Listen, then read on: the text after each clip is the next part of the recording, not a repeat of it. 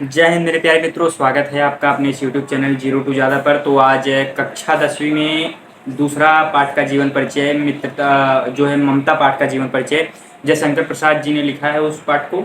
उसमें जयशंकर प्रसाद जी का जीवन परिचय आज मैं आपको बताने वाला हूँ। तो जयशंकर प्रसाद जी का जीवन परिचय किस तरीके से लिखना है, क्या लिखना है, कैसे लिखना है, वो सारी चीज़ें मैं आज आपको पूरी डिटेल देने वाला हूँ। और यहाँ पर जो है 5 नंबर का आता है। तो 5 में 2 नंबर आपको फॉर्मेट और कृतियों पर दिए जाते हैं, बाकी 3 अंक आपको जीवन परिचय लिखने पर दिए जाते हैं। तो अगर केवल आप जीवन परिचय ही लिख करके आते हैं तो आपको पूरे अंक नहीं मिलेंगे, आपको कृतियाँ भी साथ ही साथ लिखनी होंगी। तो आपको 2-3 कृतियाँ तो आपको याद ही कर लेनी चाहिए, ठीक है मेरे भाई। तो यहाँ पर किस तरीके से आपको लिखना है मैं आपको बता देता हूँ। तो यहाँ पर जयशंकर प्रसाद जी के जीवन परिचय, यहाँ पर सबसे पहले आप डालेंगे प्रश्नोत्तर संख्या 6वें का क। 6वें का क यानी 6वें का क और 6वें का ख। ख में वो पद्य वाला आता है जीवन परिचय लिखने के लिए, और क में जो है क पार्ट में आपका गद्य वाला लिखने के लिए आता है। तो यहाँ पे प्रश्नोत्तर संख्या 6वें का जीवन परिचय कुछ इस तरीके से राइट साइड में आपको जीवन परिचय बॉक्स बना करके लिख देना है, जिससे एग्जामिनर को तुरंत पता चल जाए कि बंदा जीवन परिचय लिखा है, ठीक है। उसके बाद आप जो भी है जीवन परिचय जिसका भी है, जयशंकर प्रसाद जी का हो सकता है, आचार्य रामचंद्र शुक्ल का हो सकता है, या आपका डॉक्टर राजेंद्र प्रसाद का हो सकता है, आप कुछ भी हो सकता है वो आप लिख सकते हैं, ठीक। तो कुछ इस तरीके से आपको लिखना है। उसके बाद आप लिखेंगे जीवन परिचय। जीवन परिचय हेडिंग डालना है। उसके बाद पूरा जो भी आपको आता है, ठीक है मेरे भाई, आपको जो भी आता है वो पूरा डिटेल यहाँ पर लिख देना है। बाबू जयशंकर प्रसाद का जन्म काशी के एक प्रतिष्ठित वैश्य परिवार में 1889 में होता, मतलब जो भी आपको आता है।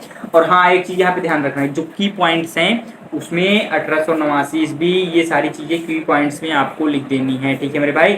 मैंने भी अपने बोर्ड एग्जाम में इसी तरीके से लिखा था और अच्छा अंक प्राप्त किया था। आप भी अगर ऐसे लिखेंगे तो बिल्कुल से बिल्कुल अच्छा अंक प्राप्त करेंगे, ठीक है। तो केवल मतलब जैसे मेन पॉइंट्स को मतलब हाईलाइट कर देना है ब्लैक पेन से।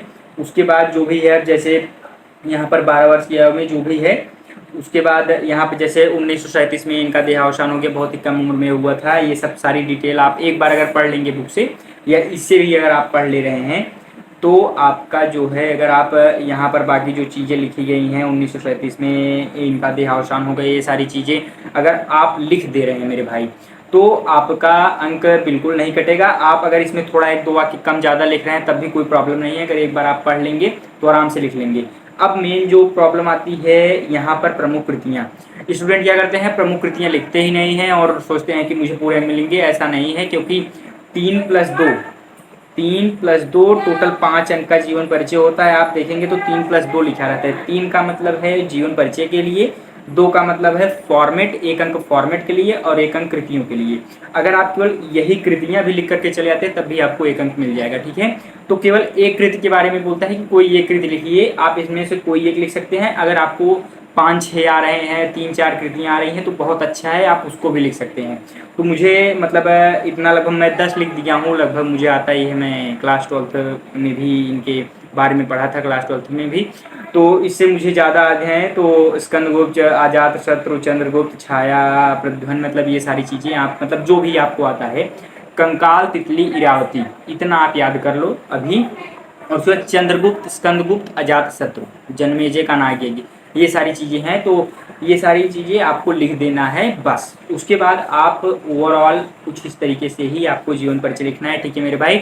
और आप बोर्ड एग्जाम में पूरे के पूरे अंक आराम से पा जाएंगे बिना किसी प्रॉब्लम के। तो इसी फॉर्मेट पे आपको लिखना है। सबसे पहले प्रश्नोत्तर संख्या 6वें का राइट साइड में बिल्कुल आपको मेंशन करना है। जीवन परिचय लिख रहे हैं तो जीवन परिचय, निबंध लिख रहे हैं तो निबंध, वो आपका क्या कहते हैं, जैसे व्याख्या कर रहे हैं तो व्याख्या, मतलब जो भी आप लिख रहे हैं तो उसको राइट साइड में जब आप मेंशन कर देंगे तब उससे क्या एग्जामिनर का तुरंत नजर जाएगा कि हाँ बंदे ने जीवन परिचय लिखा है, देखेगा फॉर्मेट सही है, फटाफट से अंक आपको पूरे के पूरे यहाँ पर एग्जामिनर 5/5 दे देगा बिना किसी प्रॉब्लम के। और इसको कितने पेज में लिखना है, हो सकता है आप 1.5 पेज भी लिख सकते हैं, लेकिन 1 पेज में आराम से आप पूरा लिख सकते हैं, 1 पेज में, ठीक है।